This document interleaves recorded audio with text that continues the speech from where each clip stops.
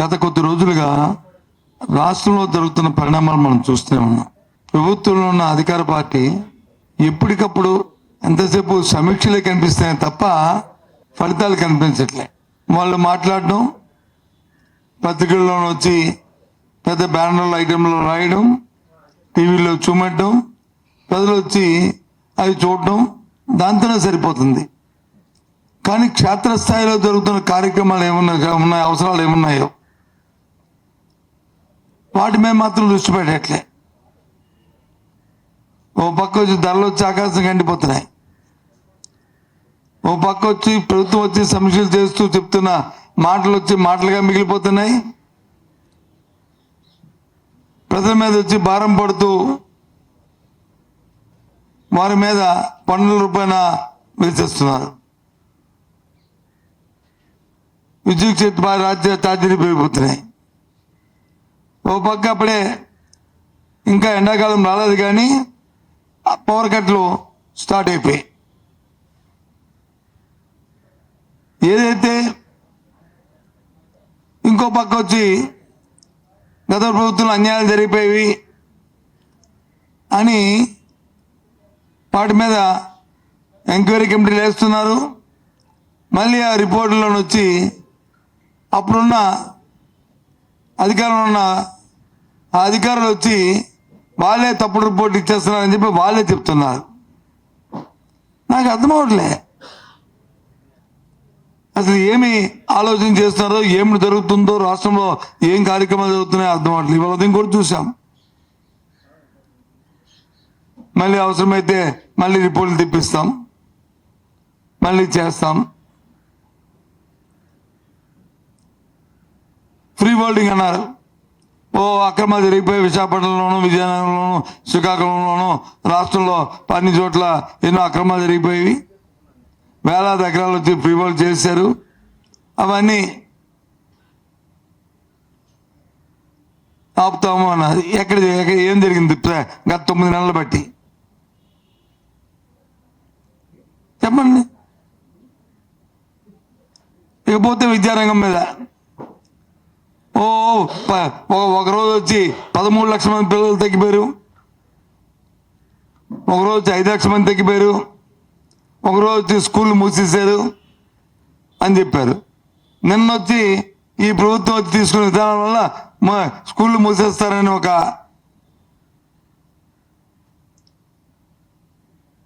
తల్లిదండ్రుల నుంచి అలాగే అధ్యాపకుల నుంచి రాగానే ఒక స్కూల్ కూడా మేమని తిరిగి వాళ్ళే స్టేట్మెంట్ ఇస్తున్నారు.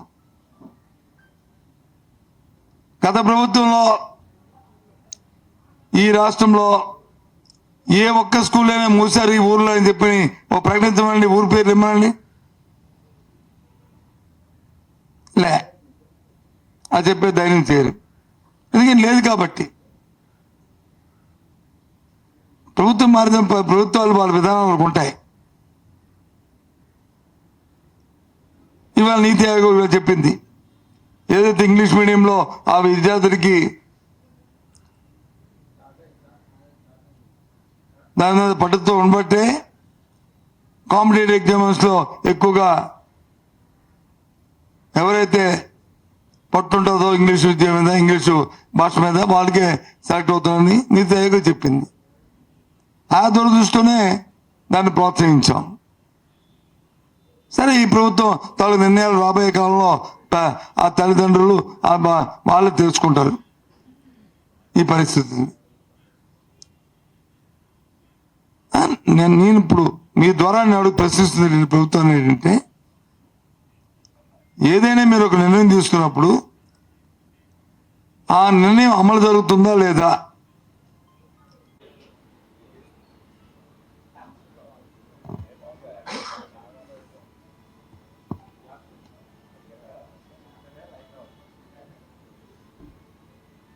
మాట్లాడుతుంది.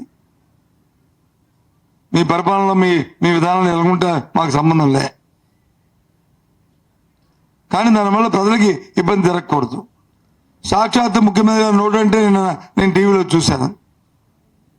ఒక్కో డిపార్ట్మెంట్లో 7,000 నుంచి 10,000 ఫైల్స్ ఈ 9 నెలల్లో ఉండిపోయాయని. ఎందుకు ఉండిపోతాయి?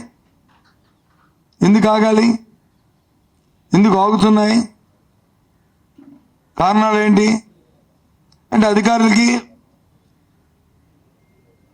ప్రజాప్రతినిధులకి సమన్వయం లేకపోవడం వల్ల ఆ కార్యక్రమాలు జరుగుతున్నాయి. లేదా అధికారుల తాలూకు పేషల్లో కానీ మంత్రుల పేషల్లో కానీ పటిష్టమైన యంత్రాంగం లేకపోవడం వల్ల అంటే సంవత్సరమైన ఇంకా గాలిలో పడలే అని స్వయాన ముఖ్యమంత్రి గారు చెప్పిన మాటలు. నేను చెప్తున్న మాటలు కాదు, నేనే విమర్శించట్లే. ప్రజాస్వామ్యంలో 5 సంవత్సరాలే టైము, మళ్ళీ 5 సంవత్సరాలు ప్రజలకి వెళ్తాం. ఆ తర్వాత మళ్ళీ ప్రజలు ఎన్నుకుంటే మళ్ళీ ప్రభుత్వాలు వస్తాయి. 1 సంవత్సరం అయిపోతుంది. అయితే ఇచ్చిన వాగ్దానాలు సరే వాటికి ఏదో ₹1000 పెంచారు. ఇప్పటికి ఒక గ్యాస్ సిలిండర్ ఇచ్చారు. మిగతా వచ్చి 1 సంవత్సరం ఉష్కాకి అయిపోయింది. వచ్చే సంవత్సరం అకాడమిక్ ఇయర్ నుంచి ఇస్తామని చెప్పి మాట ఇచ్చారు. ఏది తల్లికి మా గత ప్రభుత్వంలో వచ్చి అమ్మఒడి, ఈ ప్రభుత్వం వచ్చి తల్లికి వందనం ఆ పథకం. ఇంకా మిగతా రైతులకి ఇచ్చే కేంద్రం నుంచి ఏదైతే పాపం ఉందో అది కూడా రైతులు నష్టపోయారు. ఇచ్చిన డబ్బుని రైతులకు రానిలే. ఎందుకు? దాని మ్యాచింగ్ బిల్ ₹20,000 ఇస్తా అన్నారని చెప్పి దాన్ని కూడా రైతులకు అందరికంట ఈ సంవత్సరం చేశారు. నువ్వు అయిపోతూ పోయావు. ఆ కేంద్రం ఆ ఇచ్చిన డబ్బైనా రైతులకు ఇస్తే సరిపోయి ఇవ్వచ్చు కదా, అది కూడా ఇవ్వలే. అది కూడా వచ్చే సంవత్సరంకి దాన్ని పొడిగించారు.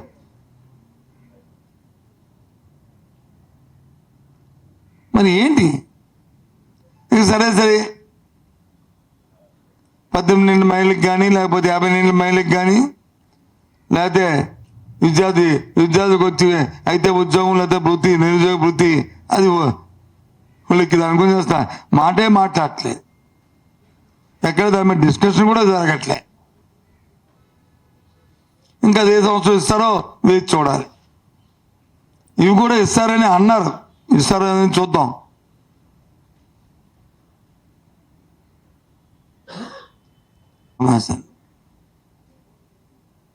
రేపు పత్రికలో చూసాను 24వ తారీఖు నుంచి శాసనమండలి సమావేశాలు జరుగుతాయి అంటున్నారు. అట్లా అడుగుతాం ఎప్పుడు లోపల వీటిని దిశగా చేయాలని చేస్తారని. ఎంతసేపు ఉదయం లేచిన దగ్గర నుంచి పేపర్లు చూస్తే అన్ని వేల కోట్లు ఎక్స్పెక్టేషను, ఆ క్రియేషను తప్పు కాదు. ఆ పబ్లిసిటీతో పాటు ఆ ప్రచారంతో పాటు కమిట్మెంట్ కూడా ఆ రకంగా పనితనం కూడా ఉండాలి. ఉన్నప్పుడే అజోడదిగా వెళ్తాయి. జగన్మోహన్ రెడ్డి హయాంలో కూడా చేశారు, కానీ ఇంత ఆర్భాటం చేసుకుని సైలెంట్గా కార్యక్రమాలు తీసుకున్నారు. అందుకనే ఏ పారామీటర్ చూసుకున్నా గత ప్రభుత్వాలకి గత 5 సంవత్సరాలకి 14, 19, 24 ఏ పారామీటర్ చూసుకునే హైలో ఉన్నాం. కారణం అదే, మాటలతో కాకుండా చేతలతో చేసాం కాబట్టి. 2 సంవత్సరాలు కోవిడ్ ఉన్నప్పటికీ కూడా పరిపాలన అంతా కూడా ప్రపంచం అంతా కూడా నాట్ ఓన్లీ ఆంధ్రప్రదేశ్ దేశం ప్రపంచం అంతా కూడా స్టాండ్ స్టిల్ అయిపోయింది. అయినప్పుడు కూడా ఏ ఒక్కరికి ఇబ్బంది లేకుండా కార్యక్రమాలు చేసుకోవచ్చు.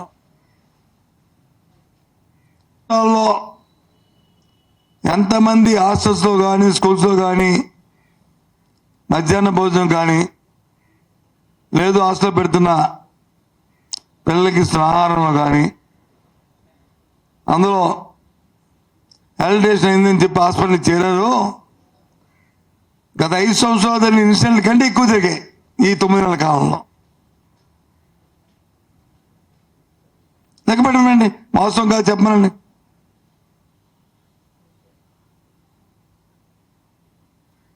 ఆ 5 సంవత్సరాల కాలంలో ఎన్ని ఇన్సిడెంట్లు జరిగాయో అంతకంటే ఎక్కువ జరిగాయి ఈ 9 నెలల కాలం. ఎందుకు జరిగాయి?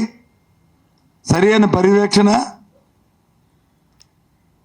ఈ ప్రభుత్వం పట్ల భయం భక్తి వాళ్ళకి లేకపోవడం వల్ల.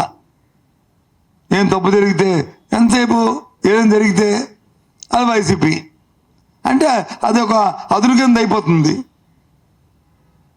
అది మానుకోండి, ఇంక అయిపోయాయి. వైసీపీ అని పేరెత్తే మాట అయిపోయాయి. ఇంకెంతకాలం ఈ రామ్ భజన? వారానికి ఒక ఇన్సిడెంట్. ఓ రోజు వైజాగ్లో జరిగితే, ఓ రోజు శ్రీకాకుళం జరిగితే, ఓ రోజు అనంతపురం జరిగితే, ఓ రోజు గుంటూరులో జరిగితే.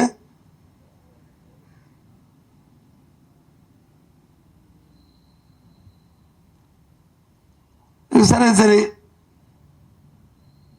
ఎంతసేపు వాడిని అరెస్ట్ చేస్తాం, వీళ్ళని అరెస్ట్ చేస్తాం, వాడిని ఎదిరితే అది ఇది, ఇవన్నీ రొటీన్ జాబ్ అవి. దానికి అంత పబ్లిసిటీలు, దానికి అంత ఈ ప్రాధాన్యతలు, దాని మీద అంత ప్రత్యేకమైన ఫోకస్తో అవసరంలే.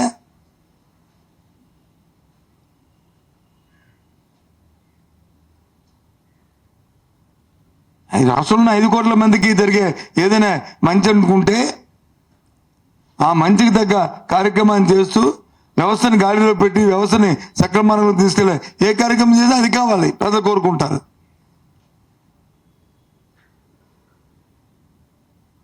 తప్ప కక్షపూరితమైన వ్యవహారాలను ప్రజలు కోరుకోరు. సరే, మీ విధానం అయితే ఇంకో 4 సంవత్సరాలు పోయిన తర్వాత ఎన్నికలు వచ్చినప్పుడు ఆ విధానాలతో ఆలోచించుకుందాం. మీ ఇష్టమేంటి? పోలీసు వ్యవస్థ పరిధులు దాటిపోతుందని చెప్పింది. ఆ కామెంట్ చూస్తే బాధ అనిపించట్లేదు ప్రభుత్వానికి. ఇది కంటిన్యూ ప్రాసెస్.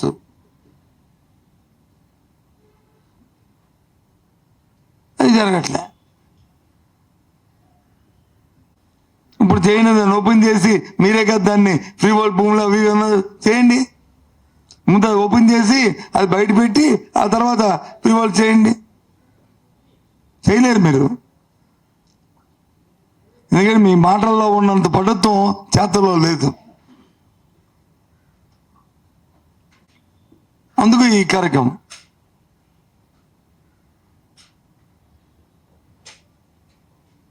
అది కరెక్ట్ కాదు. ఈ ప్రభుత్వం సూటుగా ప్రశ్నిస్తున్నాం. అయ్యా, మీ మాట్లాడుకుంటారో, ఎక్కువ మాట్లాడుకుంటారో, రివ్యూలు గంటలు చేసుకుంటారో, రోజులు చేసుకుంటారో, పడతారో, మీ స్టైల్ మీది. కానీ ప్రజల తరపున మా డిమాండ్ ఏంటంటే ఇచ్చిన మాటల్ని, ఇచ్చిన వాగ్దానాలని ఎప్పుడు లోపల నెరవేరుస్తారు.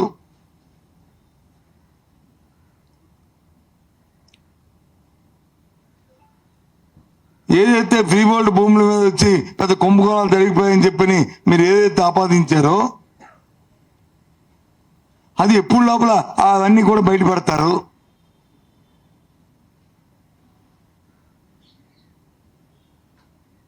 చెప్పండి. సామాన్యుడికి వచ్చి 5,000 నోట్లోకి వెళ్ళే పరిస్థితిని ఈ రాష్ట్రంలో కల్పిస్తారు. ధరల్ని అదుపు చేస్తారు.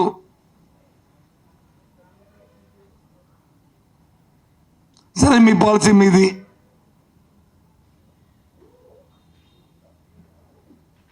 అంతకుముందు గత ప్రభుత్వంలో, వైసీపీ ప్రభుత్వంలో లెక్కర్ అంటే ధరలు వచ్చి షాక్ కొట్టినట్టు ఉండాలనేది, కొంచెం లెక్కర్ కొంచెం తగ్గించాలనేది గత ప్రభుత్వం తాలూకు పాలసీ. సరే, దాన్ని ఆమోదించలేదు పక్కన పెడితే ఈ ప్రభుత్వంలో ధరలు తగ్గించాలి, ప్రజలకి మన మధ్యాహ్నం అందుబాటులో తీసుకురావాలి, 100 రూపాయలకి మించకూడదు, ఎక్కువగా తాగించాలనేది మీ పాలసీ. అది ఎన్నాళ్ళు? 1 నెల రోజుల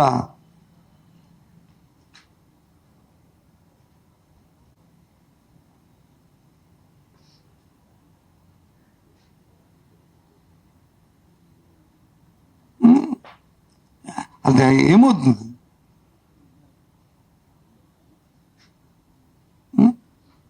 ఎంతసేపు చాలా కష్టంగా ఉంది. సామాన్యుడి తరగ మనుగడు చాలా కష్టంగా ఉంది. మనం జరిగిన పండుగ అయితే ఎవరికి ఇంట్లో పండుగలు లేవు, బోసిపోయే మార్కెట్ అంతా కూడా. ఎందుకు? ప్రజల దగ్గర కొనుగోలు శక్తి తగ్గిపోయింది. నేనేం చెప్పడం మీకే తెలుసు. మీ గత సంవత్సరం మీ ఇంట్లో మీరెంత మీ ఫ్యామిలీ కోసం మీరు ఎక్స్ప్లెయిన్ చేశారు, ఈ సంవత్సరం ఎంత ఎక్స్ప్లెయిన్ చేశారు. తద్వారా ప్రభుత్వానికి ఎంత జిఎస్టీ వచ్చిందో గత సంవత్సరం, ఈ సంవత్సరం ఎంత వచ్చిందో. బ్లాక్ బుక్ పక్క పడేస్తే మీరే మీ ప్రశ్నలోనే ఆన్సర్ ఉంది. కేసు వెనక్కి తీసుకుని మనం అరెస్ట్ చేశాను మీరే అంటున్నారు కదా, నేను చెప్పడం ఎందుకు? మరి ప్రశ్న ఆన్సర్ మీరే ఇచ్చారు కదమ్మా, మరి దాని మీద నేను కామెంట్ ఎందుకు?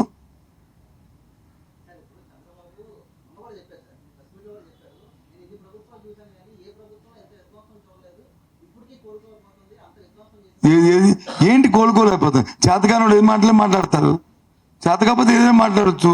ఏంటి విధ్వంసం? మీరు మీరు రాష్ట్రమంతా వదిలేద్దాం, రాష్ట్రమంతా పక్కన పెడదాం. మనం విశాఖపట్నంలో బతుకుతున్నాం, విశాఖపట్నం సిటీలో బతుకుతున్నాం, విశాఖపట్నం జిల్లాలో బతుకుతున్నాం. ఇక్కడ చెప్పండి విధ్వంసం ఏంటో? కొన్ని రాష్ట్రంలో చెప్పండి, నేను చెప్తాను. రుషికొండ విధ్వంసమా? అది ప్రభుత్వ కట్టడం. ఇప్పుడే పర్యావరణం ఏంటి? అది అక్కడ ఏముండేది మీకు? అక్కడ ఏముండేది? రుషికొండలో ఒక టూరిజం గెస్ట్ హౌస్ ఉండేది. ఇప్పుడు గెస్ట్ హౌస్ కట్టాం, ఇప్పుడు కట్టాం. అంతకంటే ఏముంది? అంతకంటే తేడా ఏంటి ఉందంటాను. ఏదమ్మా, ఎవరో ఒకరు ప్రభుత్వ భవనం తప్పే ఉంది. దాని తెలుగు ప్రభుత్వ భవనమా లేకపోతే ప్రైవేట్ ఆస్తి? అది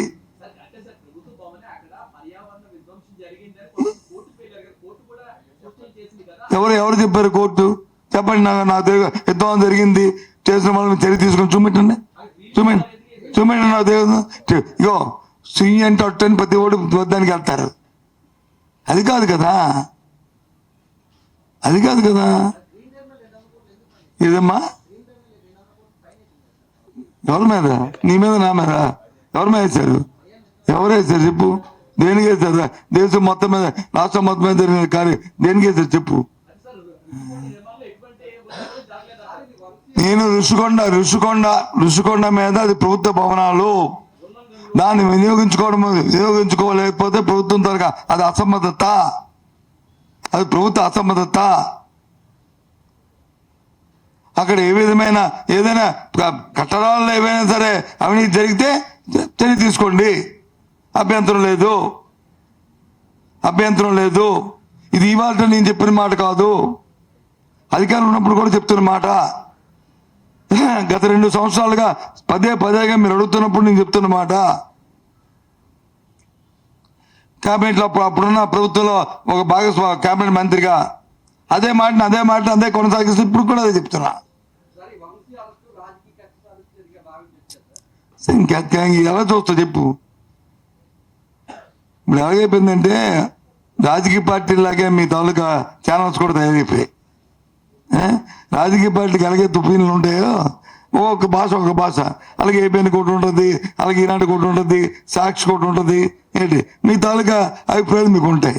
ఏదేమైనా సరే అరెస్ట్ అనేది దాన్ని తీవ్రంగా ఖండించవలసిన అవసరం ఏంటి? ఒక పార్టీ ఆఫీస్ మీద వచ్చి ఆ అమ్మాయి చెప్పింది, ఆ సోదరు చెప్పింది, శాసనసభ అథారిటీని అడిగి వచ్చి చెప్తాను. తప్పే ఉంది? నాకు తెలియని విషయాన్ని నేను తెలుసుకొని చెప్తాను. తప్పు కాదు కదా, తెలుసుకొని చెప్తాను, డెఫినెట్గా చెప్తాను.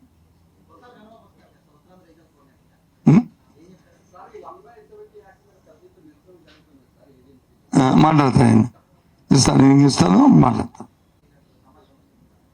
అపాయింట్మెంట్ కాదు, పార్టీ నామినేట్ చేసింది. ఇది అపాయింట్మెంట్ ఉద్యోగాలు చెప్పింది. ఆయన ఇంతకుముందు ఇక్కడ విశాఖపట్నం ఉమ్మడి జిల్లాలో ఉన్నప్పుడు ఇన్ఛార్జ్ మంత్రి కూడా చేశారు కాబట్టి ఆయన్ని విజయసాయి రెడ్డి గారు ఎందుకు వేపుకొచ్చారు మీకు ఇప్పుడు? తిరిగి కొడుతున్నాను అతని ప్లేస్ మధ్యలో ఇంకోళ్ళు వచ్చారు కదా. కాదండి, అంతకుముందు ఆయన తర్వాత ఇంకోరు వచ్చారు కదా, ఈయన వచ్చారు కదా, ఈయన తర్వాత ఈయన వచ్చారు, అంతే కదా. మరి ఆ పాత్ర అంటే ఏది? పార్టీ పాత్ర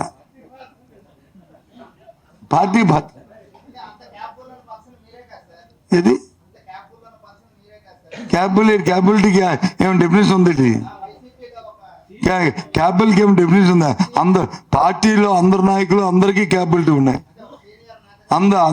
అందరికీ క్యాపబిలిటీస్ ఉన్నాయి. క్యాపబిలిటీ లేని వాళ్ళు ఎందుకు పార్టీ ఎంపిక చేస్తారు? వాళ్ళు ఏదో ప్రత్యేకత ఉండబట్టి మొగోడికో మనిషికో బాధ్యత తప్పు చెప్తారు, అందులో ఈయనగా బాధ్యత తప్పు చెప్పారు. తప్పేముంది? అందరికి సుపరిచితులు, మంచివాడు, సౌమ్యుడు, అందరితో కలిసికట్టుగా ముందుకు పార్టీ ముందు తీసుకెళ్తారని ఆశిస్తున్నాను. ఇస్తారో తెలియదు, చూద్దాం. అది అంటే ఓ సంవత్సరం ఉనికి అయిపోయింది, ఓ సంవత్సరం పోయింది కదా. మేము ఇచ్చిన దానికి తేడా ఉంది. అప్పుడు మేము ఇచ్చినప్పుడు కొత్తగా ఈ స్కీమ్ని ఇంట్రడ్యూస్ చేశాం. పెన్షన్ ఎందుకు 3,000 4,000 ఇచ్చారు? కారణం ఏంటి? ఆన్ గోయింగ్ ప్రోగ్రామ్ కాబట్టి ఆటోమేటిక్గా 1,000 రూపాయలు పెంచి ఇచ్చాం. అంతకుముందు 1,000 రూపాయలు అనేది రోజు దాన్ని వచ్చి పెంచుకొచ్చాం 2,000, దాని నుంచి అక్కడ నుంచి 250 పెంచుకొచ్చాం. అది మా ప్రామిస్. నీకు అర్థమైందా? ఇప్పుడు ఏంటి?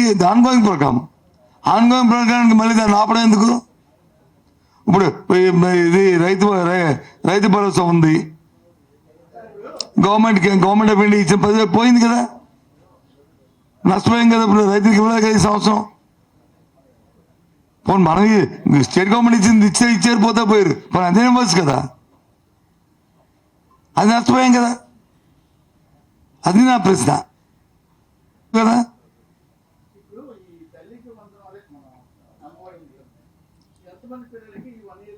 నేను కాదు, గవర్నమెంట్ కదా. ఇది పిల్లలకా? మేము అప్పుడు ఒక విద్యార్థికి ఇస్తే 40 లక్షలు వచ్చేది, ప్లస్ 1-2.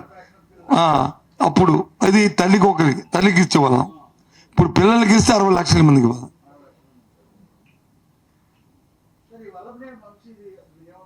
ఇది చాలా దురదృష్టకరమైన. ఇలాంటి సంఘటనలు పునరావృతం కాకూడదు. దీన్ని తీవ్రంగా ఖండిస్తున్నాం. కక్షపూర్తి రాజకీయాలు ఉండకూడదు. రివెంజ్ పాలిటిక్స్ రియలైజేషన్ పాలిటిక్స్ ఉండాలి. రివెంజ్ పాలిటిక్స్ అనేది ఇది మంచిది కాదు ఎవరికైనా సరే. అంతే కదా, నువ్వే చెప్తున్నావు కదా అవునని చెప్పమని. నువ్వే చెప్తున్నావు కదా అవునని చెప్పమని.